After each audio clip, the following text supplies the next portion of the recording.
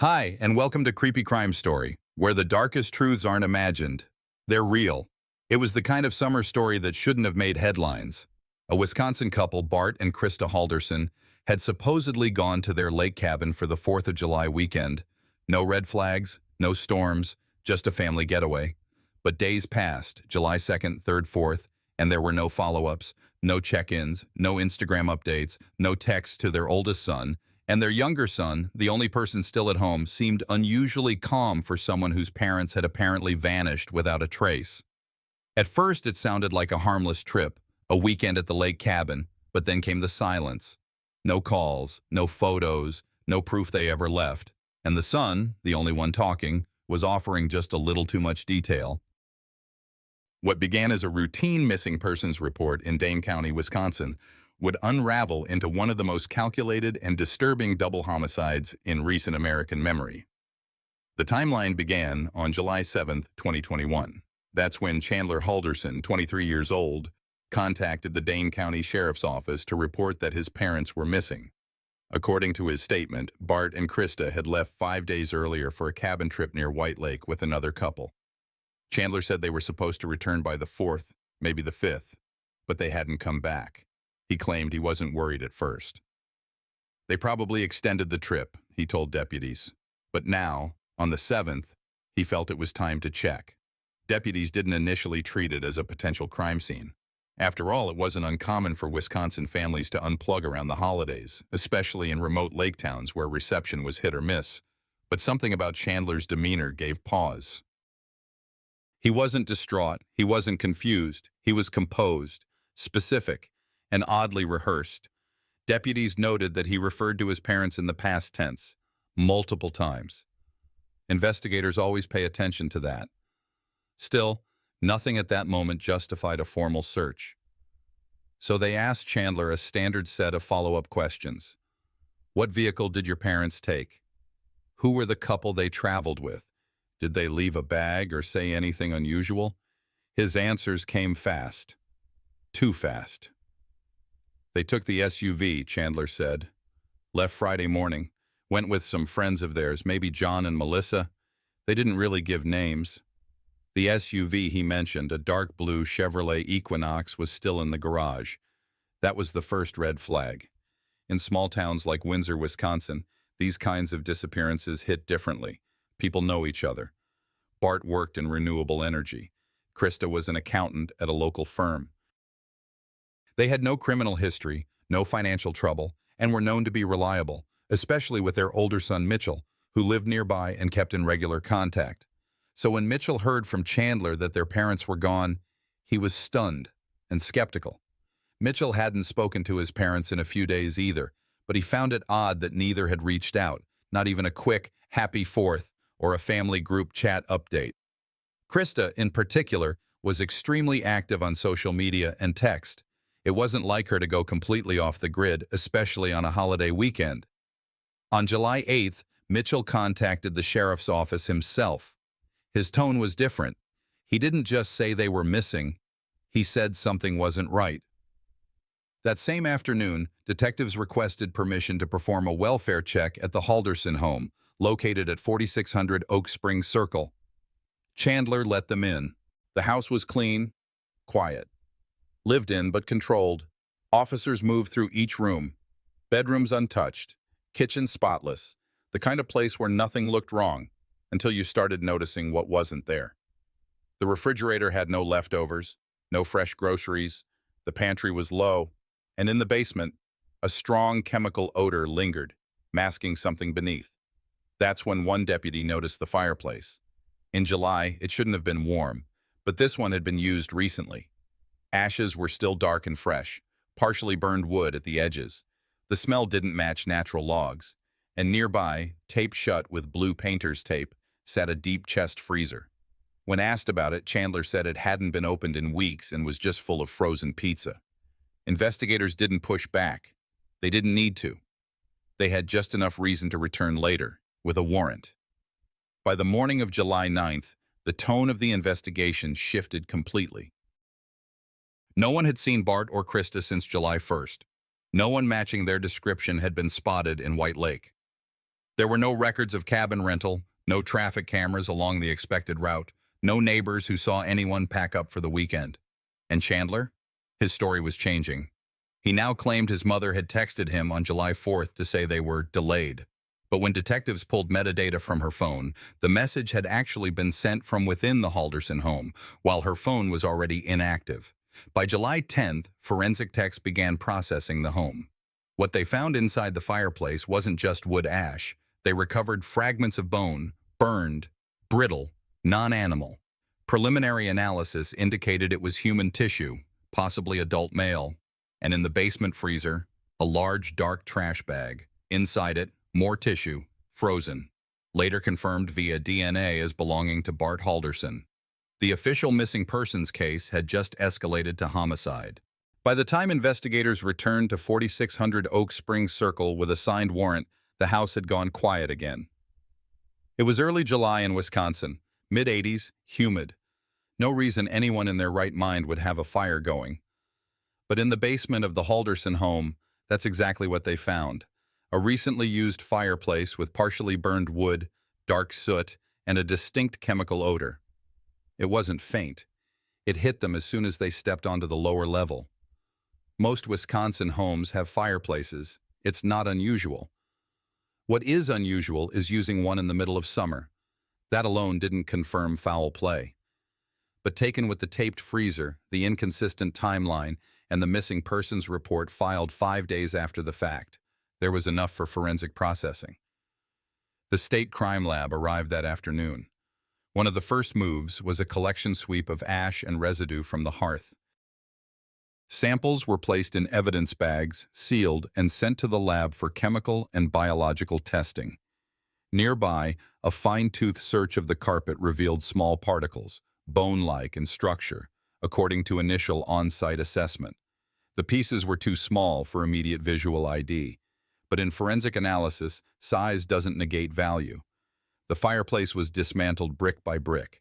Behind the grate, inside the ash pit, lab techs found calcined bone fragments. High heat exposure had changed their density, indicating they'd been exposed to temperatures exceeding 200 degrees Fahrenheit. That's consistent with cremation-level heat. But the logs used were standard hardwood, and the fireplace wasn't commercial grade. The only way to reach that temperature was prolonged burning, deliberate, controlled, and sustained, not accidental, and not a routine fire. A few feet away, they examined the chest freezer, still sealed with blue painter's tape. Chandler had previously told deputies it was full of frozen food, but what they found was a large black trash bag frozen solid with tissue visible through a tear in the plastic. That tissue would later be tested by the Dane County Medical Examiner's Office and confirmed as human, specifically adult male. The condition of the tissue raised several red flags. The cuts were clean, mechanical. Forensic analysts noted that the incision lines were consistent with power tools, likely a reciprocating saw or electric bone cutter. These weren't jagged tears from panicked dismemberment. They were precise. The human remains recovered from the freezer and fireplace were transported immediately to the pathology lab. DNA testing matched the samples to Bart Halderson. No full body was recovered, only partial remains. The official cause of death at that point was still undetermined, but the evidence now confirmed that Bart hadn't disappeared. He had been burned, in his own home. And Chandler had been the only person there. Investigators paused at that realization, but only briefly, because their work wasn't about theories. It was about sequencing facts, one layer at a time. Across the next 48 hours, a systematic forensic audit of the basement began. Experts used luminol to detect traces of bodily fluids that had been cleaned. Beneath the rug, beneath the paint, beneath the surface, blood patterns emerged. These weren't random droplets. They were directional, cast off from forceful impact. And more importantly, they weren't confined to one zone. The fluid path extended across the lower level, suggesting movement during or after injury. Crime scene techs documented tool impressions on the concrete floor, drag marks, fine scraping lines. Analysis of those marks showed patterning consistent with a body being moved, not carried. The lab team noted this distinction because it meant someone was struggling to manage weight or minimizing direct contact. Then there was the matter of the odor. Veteran deputies on site noted it didn't smell like burning food or wood. It was acrid, dense, a mixture of scorched protein, synthetic material, and detergent. They'd smelled it before, not often, but enough to know what it usually meant. As one detective later said off record, "We weren't looking for a body anymore. We were looking for what was left of one." Behind the scenes, the data team cross-referenced utility logs from the Halderson property. Between July 1st and July 5th, gas usage spiked. So did electricity. That lined up with Chandler's initial claim that he'd been home all weekend playing video games.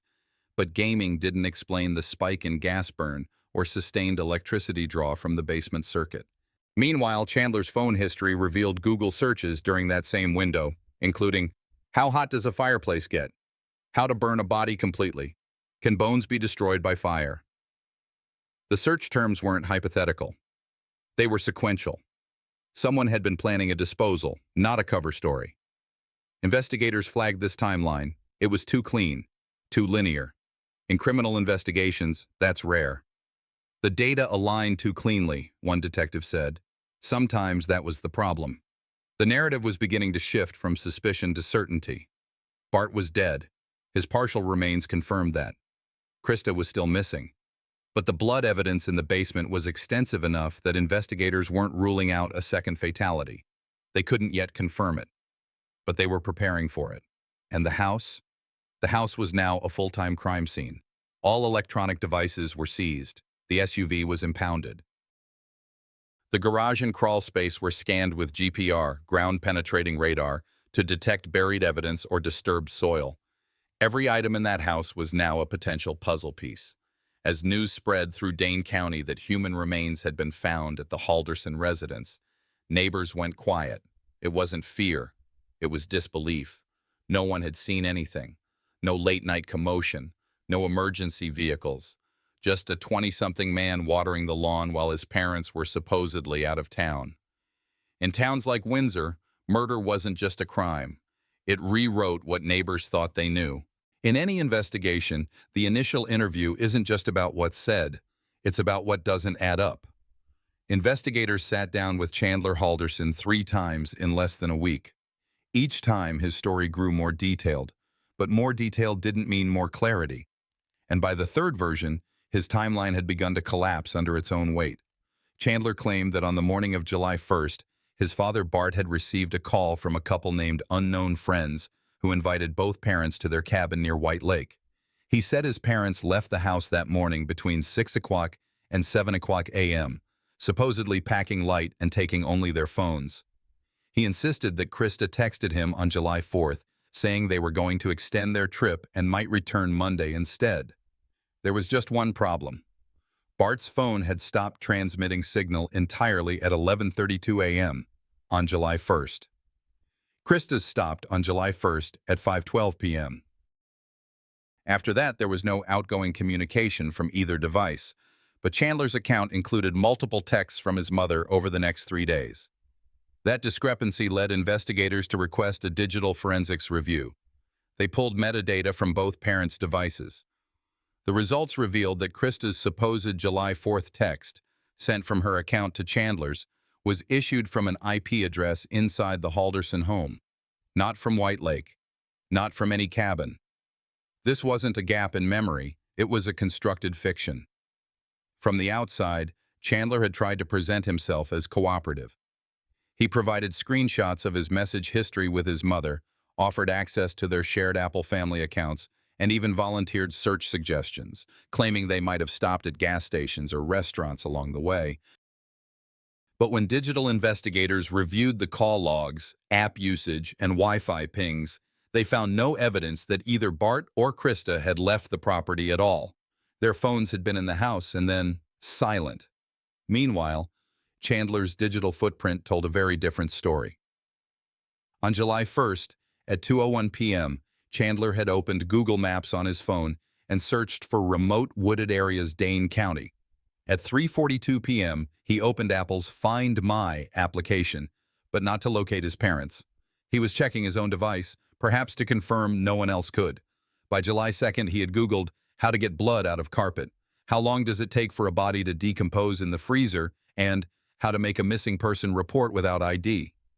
None of these searches were generic. None could be dismissed as curiosity.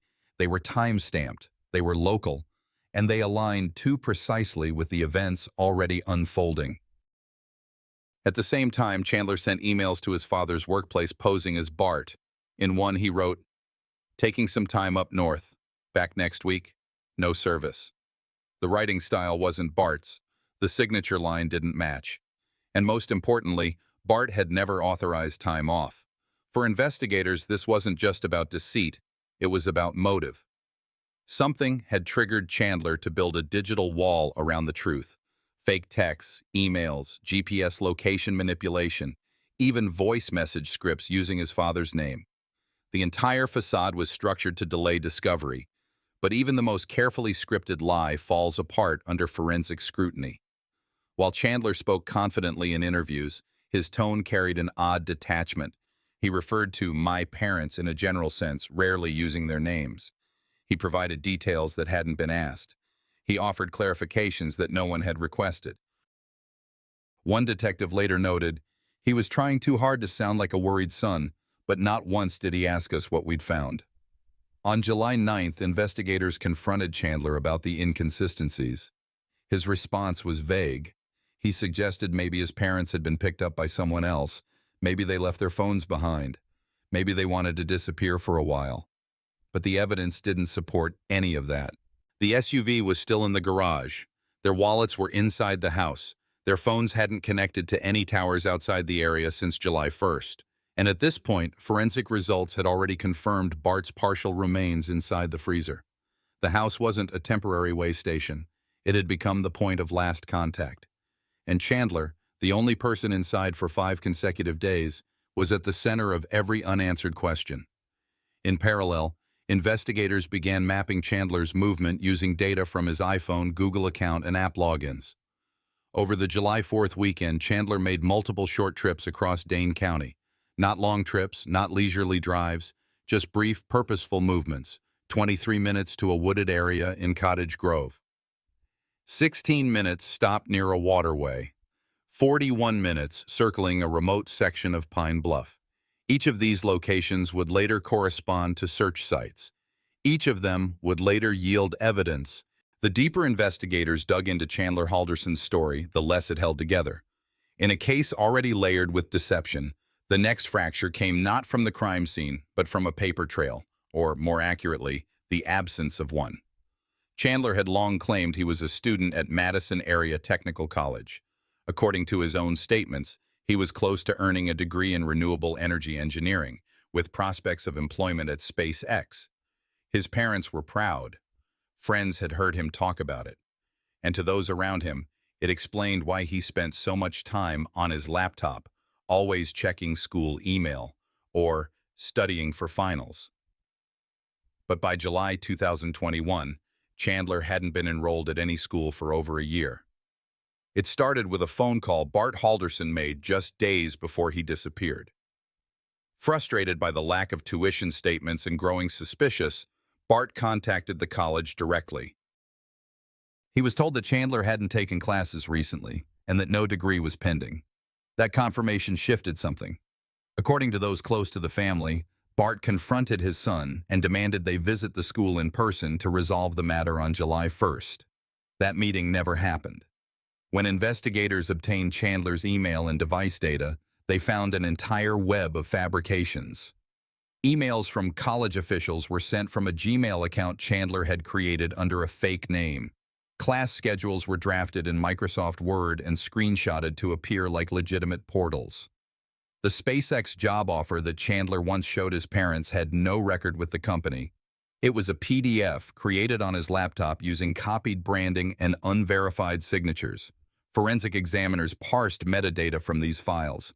Every one of them originated from Chandler's personal devices. All the timestamps were post-dated, no external IPs. No contact with actual institutions. What Chandler had constructed was not just a false narrative. It was an entire ecosystem of lies, built to maintain an image. But the cracks were already visible before Bart and Krista vanished. And that confrontation over college records may have been the moment the narrative began to collapse beyond repair. Investigators believed Chandler had built this facade not just to protect his ego, but to sustain the financial support his parents continued to provide. Living rent-free, having bills paid, driving a family car, it all depended on his image as a student. The moment that fell apart, so would the support structure. Detectives working the case reviewed Chandler's financial data. His bank accounts reflected minimal income. He had no full-time job, no documented internships, and no verifiable offers from any tech firm. The job at SpaceX, he mentioned? No record. The company had never contacted him. Emails used as proof were traced back to his own IP. Even more telling was Chandler's browser history. In the weeks leading up to July 1st, he searched for how to fake college transcripts, how to build fake job offers, and what happens if parents find out you lied about school. For law enforcement, this wasn't just fabrication. It was pre-failure panic, the kind that often precedes irreversible decisions. One detective described the feeling in the room when they read through the forged emails. It was less about what he made and more about how long he'd been keeping it going. There's a difference between a lie and a lifestyle. Krista, according to family and coworkers, had recently begun expressing unease. She reportedly told a friend that she was confused about Chandler's graduation timeline and that something felt off about how he dodged questions. But she hadn't yet confronted him, at least not openly. What happened on July 1st, after Bart's scheduled confrontation, remains a matter of timeline reconstruction. But based on recovered communications and forensic analysis, law enforcement concluded that Chandler had reached the point where his fiction could no longer sustain itself. Every external check, school, job, bank, pointed toward exposure. And every text or email Chandler sent in the following days was an attempt to delay that exposure. There's a reason investigators examine not just crime scenes, but motive structures. In this case, the motive wasn't rooted in rage, revenge, or even long-term planning. It was fear. Fear of being caught in a lie so large it had swallowed his reality. By the time forensic analysts laid the digital evidence on the table, the full scale of the deception was clear. Chandler hadn't just lied once. He had lived inside the lie for over a year. And his parents, once suspicious, had finally started asking the right questions. I've walked through enough crime scenes to know that some try to erase evidence with fire, others with distance. But rarely do you see both tactics, burning and dispersal, used with such surgical detachment.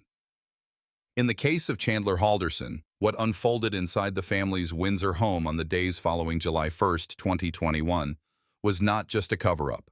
It was a collapse of logic in real time, visible to anyone who dared look beyond the surface. After fatally shooting his father Bart in the home's lower level on July 1st, Chandler was faced with two compounding problems: a body he couldn't move alone, and a mother due home within hours. Surveillance footage already placed Chandler at the Quick Trip gas station earlier that day. He purchased bags of ice and a soft drink, attempting to appear nonchalant, but investigators later confirmed that he used that ice not to cool beverages, but to slow decomposition. By the time Krista Halderson returned home that afternoon, Bart's body had already been moved to the fireplace. Chandler met her at the door, escorted her inside, and within minutes, carried out a second fatal act. Although forensic evidence would never recover the exact sequence of her killing, Krista was never seen again. The fireplace became his first tool of concealment. Inside that hearth, Chandler burned tissue and bone fragments across multiple controlled sessions. A search of the home's ash trap revealed partial human remains, including vertebrae and a tooth consistent with Krista's dental profile. Burn patterns in the flue indicated intense, sustained heat, inconsistent with typical use. Neighbors would later recall a strange chemical smell emitting from the chimney on days when the temperature outside exceeded 80 degrees. While part of Krista's remains were destroyed, Chandler was not able to dispose of either body fully through incineration. He began using his second method, freezing and scattering. Inside a basement freezer hidden beneath frozen pizzas and a plastic tarp, officers later discovered body parts wrapped in garbage bags, DNA analysis confirmed they belonged to Bart Halderson. This detail alone shifted the entire tone of the investigation, from a missing persons inquiry to a double homicide. Between July 2nd and July 5th, Chandler made multiple trips in his car, most of them short, rural routes outside Dane County.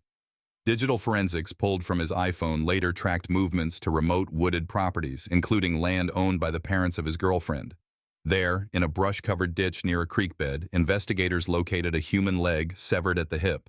Matching tattoos confirmed it belonged to Bart. Detectives also recovered a pair of shears with tissue traces and a gas canister coated in the victim's blood. Additional searches uncovered severed human remains wrapped in tarp segments identical to those found in the Halderson home. These items were later shown in court, images pixelated, but impact unmistakable.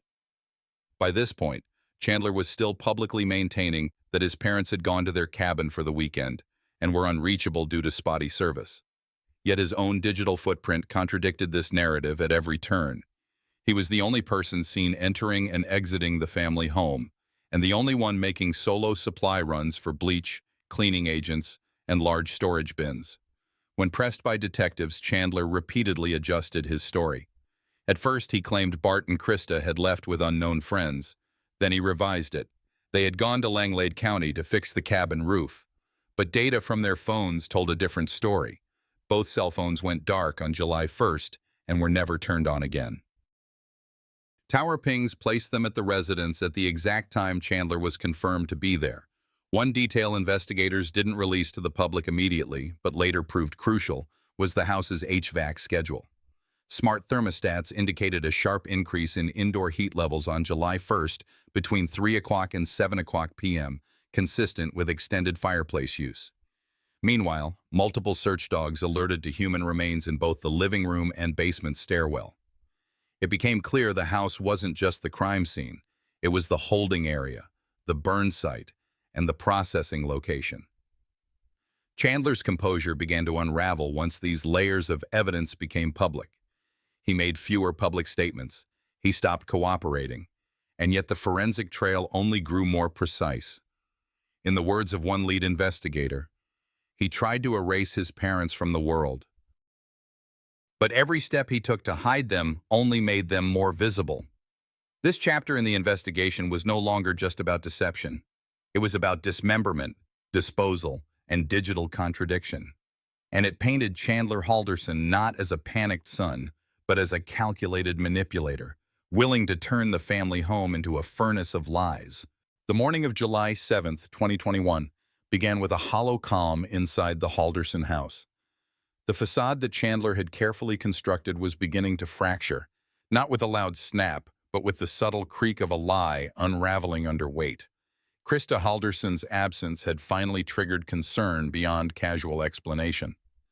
While Chandler maintained the story that his parents had left for a spontaneous trip to the family cabin with another couple, the details remained vague, inconsistent, and void of any verifiable names or locations. When asked who had picked them up, he gave a generic response: friends of theirs. No phone numbers, no last names, no vehicle description, just shadows. Detectives from the Dane County Sheriff's Office moved quickly once Krista was reported missing. It wasn't just the lack of contact that alarmed them. It was the complete silence from both Bart and Krista's cell phones since July 1st and 2nd. Investigators subpoenaed the family's cellular records and location data, and what emerged next shifted the case into something far more sinister than a missing persons report. Bart's phone had last pinged near the Halderson home on the morning of July 1st. Krista's phone signal went dark early on July 2nd. Meanwhile, Chandler's device told a very different story. Between July 1st and 5th, his phone moved across rural locations outside Dane County, farmlands, wooded trails, disconnected plots of land he had no reasonable business visiting. On July 8th, following the digital trail, investigators arrived at a private property in the town of Cottage Grove, belonging to the family of a woman Chandler once worked with. Deep in the brush, partially concealed by low vegetation, officers discovered human remains. A dismembered leg, stripped of identifying clothing, wrapped in plastic. Nearby, a torso, burned, butchered, exposed to fire but not completely incinerated. It was a scene with intent, not panic. Chandler's name came up quickly, not just for his proximity to the landowner, but because the GPS data from his own phone placed him precisely at that location 2 days earlier. He was brought in for another round of questioning. The interview was more clinical this time. Chandler, while outwardly calm, spoke in prepared phrases. "I don't know. I wasn't there. They're probably just on a boat somewhere." But the patterns were clear. There was no cabin. There were no friends. And now there was a body. A search warrant was executed at the Halderson residence that same day. Investigators moved through each room methodically, photographing, logging, swabbing. It wasn't long before they reached the basement freezer. Inside, buried beneath a stack of frozen meals, officers uncovered another leg. This one charred along the shin, with tissue damage indicative of thermal exposure. At the base of the freezer sat a partial human foot, still intact, resting against the cold metal wall like a final remnant Chandler hadn't yet disposed of. DNA testing would later confirm what investigators already suspected. It was Bart. The search of the fireplace produced equally grim findings. A foul, acrid odor still clung to the stone. Chemical accelerants had been poured, and investigators noted scrapings along the metal grate. Lab results would later detect human bone fragments embedded in soot. It wasn't just a body being hidden.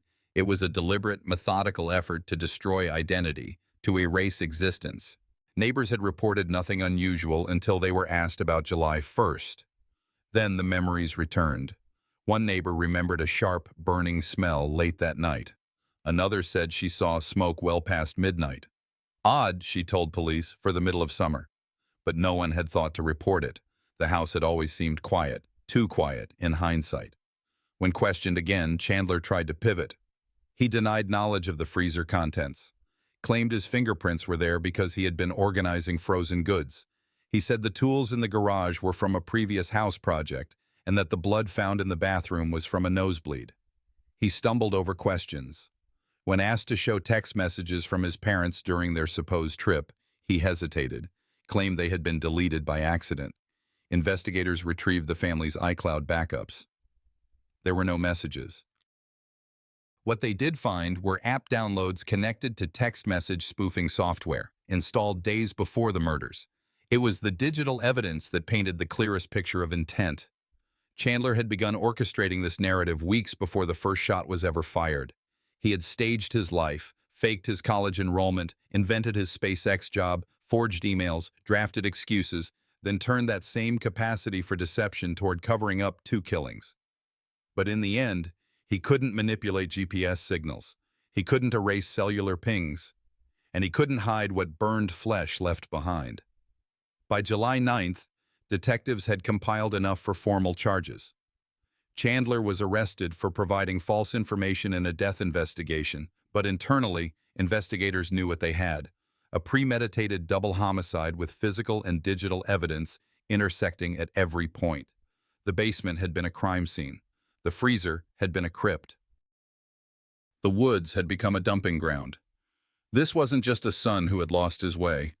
This was a man who had chosen to dismantle the very people who raised him, and then dared to pretend he'd done nothing at all. There's a distinct moment in every major investigation when the illusion breaks, and behind it lies not just the truth, but the aftermath of its denial. With Chandler Halderson, that moment came swiftly after the discovery of Bart's remains. The body parts unearthed in rural Dane County didn't just confirm death, they confirmed method. And the method was brutal. On July 10, 2021, Dane County Medical Examiner's Office completed its preliminary examination of the torso found in the woods. The autopsy revealed a gunshot wound to the back of the neck, entry wound clean, close range, consistent with a .22 caliber weapon, no exit wound. Fragments lodged near the cervical vertebrae, cause of death, homicidal violence due to a penetrating firearm injury. Time of death was estimated to be between the late morning and early afternoon of July 1st, lining up exactly with the last known digital ping from Bart's phone at the family residence. There were no signs of post-mortem movement by natural causes, no scavenging, no weather-induced decomposition patterns. Every trace pointed to intentional, human handling. The body had been severed with a saw, Likely manual, likely from the tool set recovered from the Halderson garage. Investigators had already found a hacksaw stained with blood. Forensic tests would later match it not only to Bart's remains, but to blood spatter found inside the laundry room, basement, and, most chillingly, the family fireplace. By this point, the story Chandler had told about his parents heading to a cabin with friends had collapsed under the weight of technical evidence.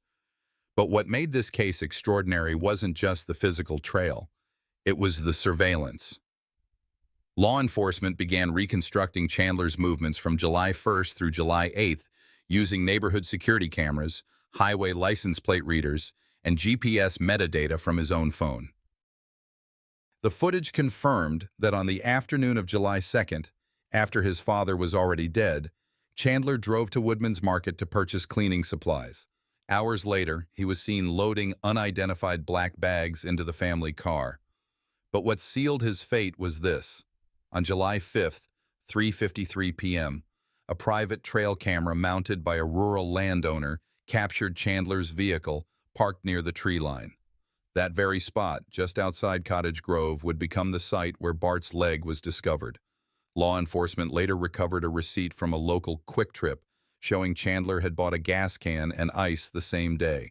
The gas was used to burn, the ice was used to store, one to erase the evidence, the other to delay decomposition. Meanwhile, Chandler continued giving interviews.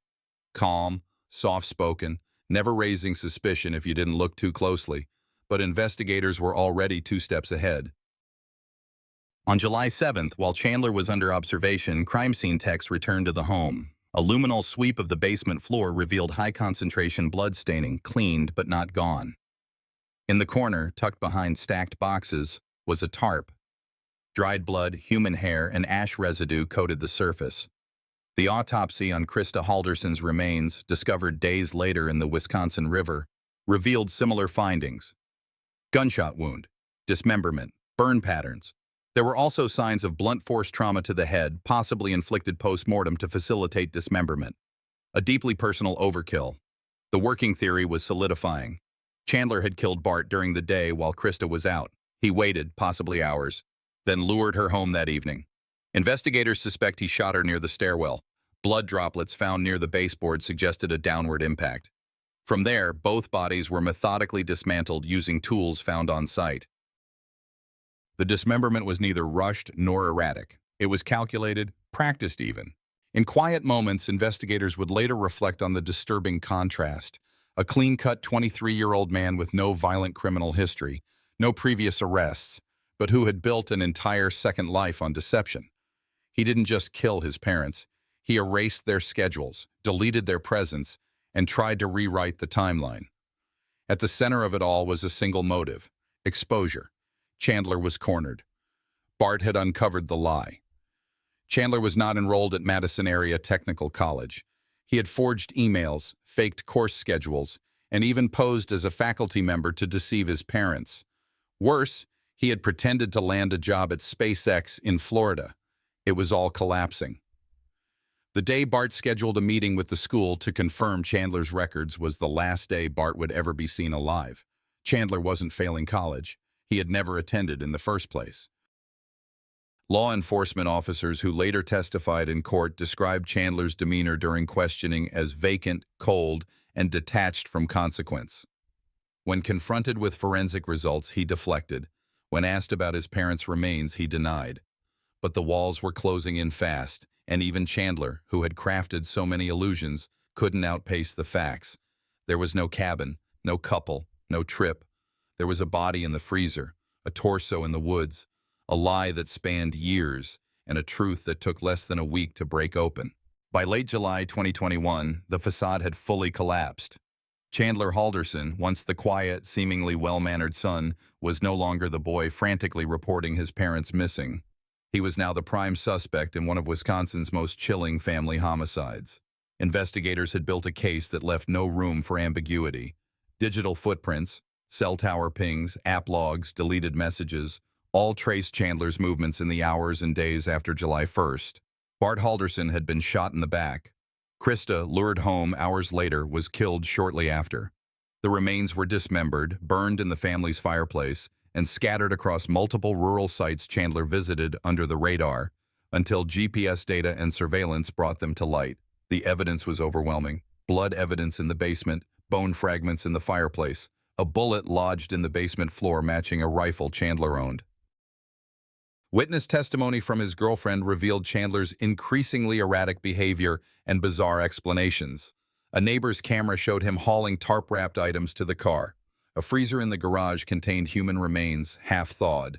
No theory of accidental death, mental break, or outside intruder could withstand the hard forensic timeline. In court, prosecutors walked the jury through every lie: his false college enrollment, fake job offers, forged emails. Chandler had constructed a second life on paper, one that unraveled the moment his parents demanded the truth. The jury deliberated just 2 hours. In January 2022, Chandler Halderson was convicted on all counts. 2 counts of first-degree intentional homicide, mutilation of a corpse, hiding a corpse, and falsifying information. He received life in prison without the possibility of parole. This case wasn't just about deception. It was about the lengths one individual went to in order to preserve an illusion. In trying to hide failure, Chandler destroyed the very people who loved and raised him. It's a reminder: deception rarely ends in silence. It often echoes through blood, ash, and evidence. What happened in the Halderson case is not just a crime, it's a warning. When truth is replaced by deception and responsibility is buried under lies, the consequences can be fatal. If you take anything from this story, let it be this: accountability is not weakness, and asking for help is not failure. Families deserve honesty, and our lives, no matter how lost we feel, are never worth destroying others for. Now I want to hear from you. What stood out to you the most in this case? Do you believe this tragedy could have been prevented? If this video moved you or made you reflect, drop a comment and let me know where you're watching from. And if not, tell me why. Let's talk about it. If this story meant something to you, hit that subscribe button so you don't miss the next case we explore together.